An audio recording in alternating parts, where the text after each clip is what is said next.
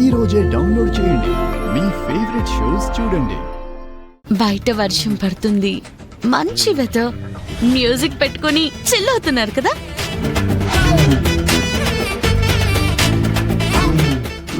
ఒక రకంగా చిల్ అవుతున్నాను. తెలుసు సార్ నాకు.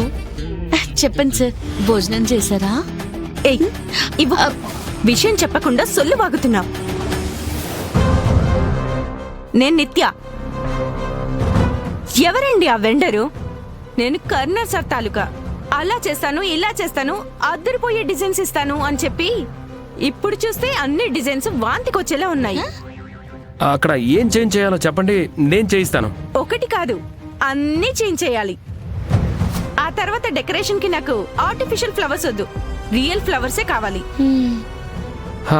ఇంకా ఆ ఫోటోగ్రాఫర్ని ఏ ఏట్లో నుంచి ఎత్తుకొచ్చారు మీరు?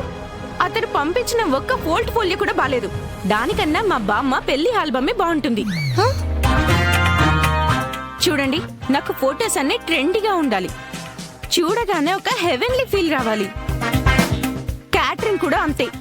అరే, మెనూలో వెరైటీయే లేదండి. నా ఫ్రెండ్స్ అంతా తిని ఎగతాళి చేయాలా? నాకు చాలా వెరైటీగా కావాలి, అంతే.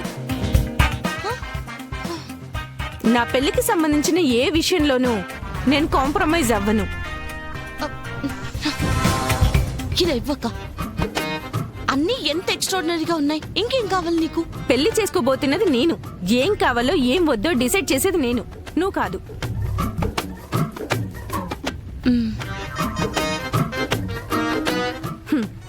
మీ స్పెషల్ డేకి అన్నీ మీరు అనుకున్నట్లే ఉంటుంది. మీరేం వరి అవ్వకండి. చూడండి, ఇంకొకటి, ఇవన్నీ ఫ్రీగా చేస్తున్నానని మాత్రం అనుకోకండి. ఒకసారి కాకపోయినా కొంచెం కొంచెంగా మీ ఫీజు ఇచ్చేస్తాను నేను. అది డబ్బు గురించి ఎందుకు ఇప్పుడు? మీరు శ్రీమంతులే కావచ్చు, కానీ మాకు ఆత్మాభిమానం ఉంటుంది కదా. నేను మీకు డబ్బులు ఇచ్చేస్తాను సార్. మాకు కావలసినవి మాకు కావలసినట్టే చేసి పెట్టండి. అర్థమైందా? అర్థమైందా అంట.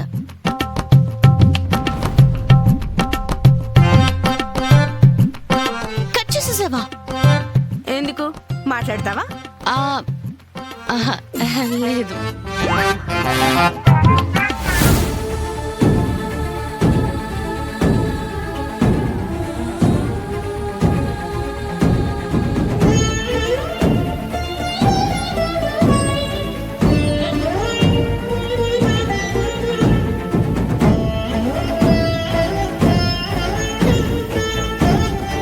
నేనేం చేయాలో చెప్పు.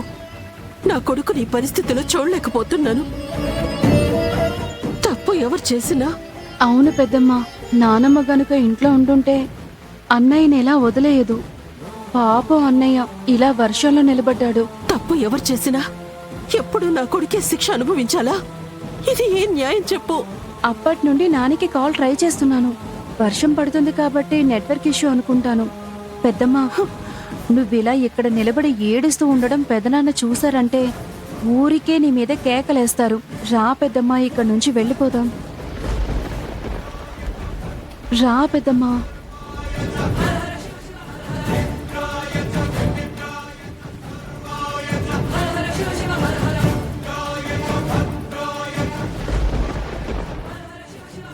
అబ్బా, ఎంత మాట్లాడతాడు. అతనికి వివరించేలోపే చచ్చిపోవాలి.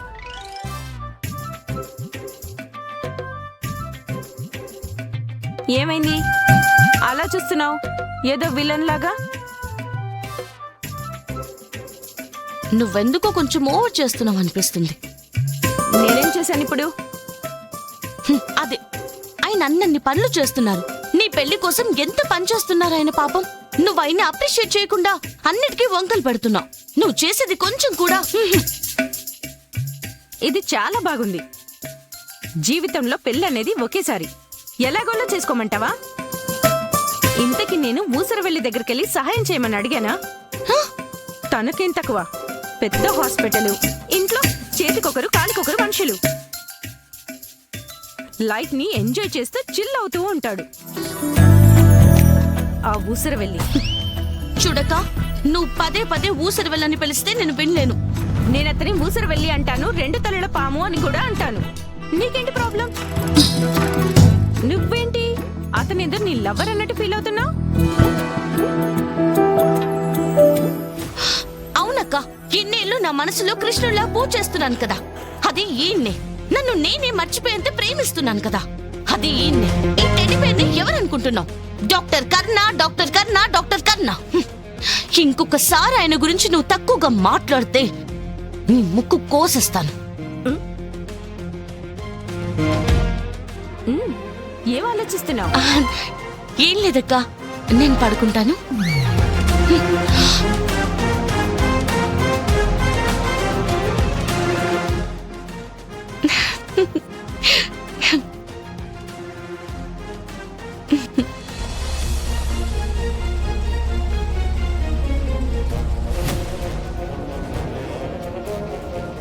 ఇదేంటి వర్షంలో ఇలా తడుస్తూ కూర్చున్నాడు నా మనవడు?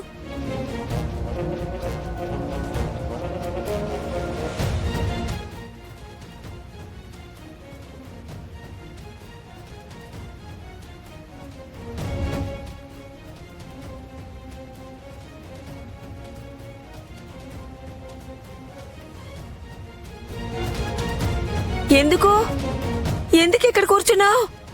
ఏమైంది? ఒక్క పూట నేను ఇంట్లో లేకపోతే నిన్ను ఈ పరిస్థితికి తెచ్చారు. నిన్ను వదిలిపెట్టి నేను ఎక్కడికి వెళ్ళను, నీతోనే ఉంటాను.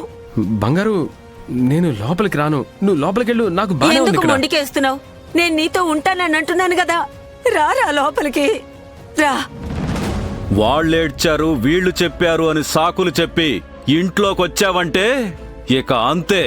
బంగారు, నా మాట విను. రారా.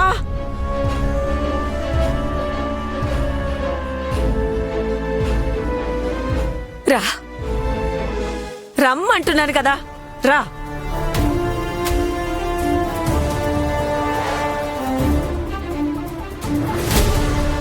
వాడు ఈ ఇంట్లోకి అడుగు పెట్టకూడదని నేనే చెప్పాను. రమేషు, ఇది వీడిల్లు.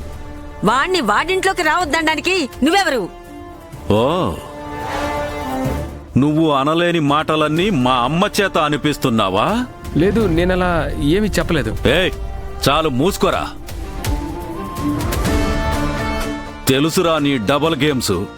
మొహంలో నవ్వు, మనసులో కుళ్ళు. రమేషు, ఇంకొక్క మాట వాడి గురించి తప్పుగా మాట్లాడావంటే నేను ఊరుకునేది లేదు. ఏమైందమ్మా నీకు? సొంత మనవడి మీద లేని ప్రేమ వీడి మీదెందుకో? సొంత మనవడు ఈ రోజు హాస్పిటల్లో ఏం చేశాడో నాకు బాగా తెలుసు. వాడు చేసిన తప్పుకి కర్ణకెందుకు శిక్ష? ఇది న్యాయమేనా? న్యాయం అన్యాయం గురించి మాట్లాడొద్దు.